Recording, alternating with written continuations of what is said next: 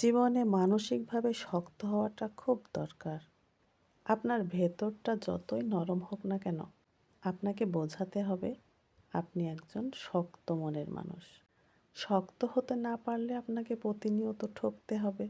নিজের ভেতর আত্মসম্মান বোধ, ইগো কিংবা মূল্যবোধ থাকা উচিত। খেয়াল করলে দেখবেন যারা ঠকে যায় তারা বরাবরই নরম মনের মানুষ। শক্ত মনের কাউকে মানুষ ঠকাতে পারে না।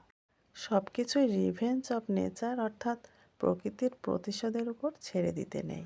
কিছু বিষয় আপনার নিজেরও প্রতিশোধ নেওয়ার দরকার আছে।